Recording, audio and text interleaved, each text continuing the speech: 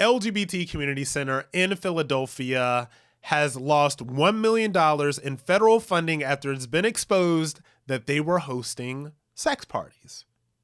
Now, this is from, I'm going to break this down, but first of all, this is from ABC News 6 in Philly. Here at 5:30, it has been the heart of Philadelphia's LGBT community for 50 years. Tonight, the William Way Center is in the middle of a controversy on Capitol Hill.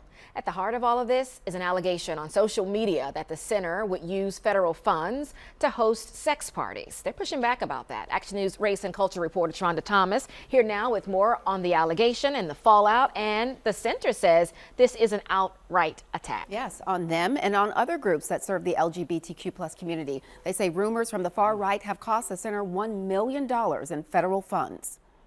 We're in the process of rebuilding our marvelous building. But William Way Center's renovation project just hit a brick wall, with the organization losing $1 million in federal funding. We're disappointed, we're outraged. A federal package would have earmarked money for the organization, which serves the LGBTQ plus community. But a right-wing group called Libs of TikTok accused the William Way Center of hosting sex parties while receiving federal funds. The center's executive director says it doesn't allow such parties by any of the groups that rent out the space. One of those groups is Aviary, which hosts what are known as kink parties. Almost anything could be a kink. A lot of people are into various forms of spanking. We just want to make sure that whatever you're interested in learning, you can learn how to do it safely. Is there sex happening at these parties? There is no sex at Aviary. It's not only against the venue's rules, but it's also against my insurance company's rules. A point that would have been picked apart, according to Senator John Fetterman, who opted to remove William Way Center from the funding package, saying, quote, the choice was either to pull it or watch it get stripped out, attacked by Republicans, and ultimately killed. Senator Bob Casey withdrew his request for funding too, saying, quote, consenting adults have the right to do whatever they want in their free time, but these types of appropriations projects warrant the highest level of scrutiny on behalf of taxpayers.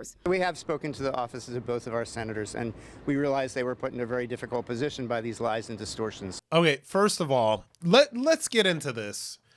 And it is very indicative. Now, look, I'm a gay dude. Everybody knows it. I've been out for a very long time, even when I started getting into the right-leaning political stuff.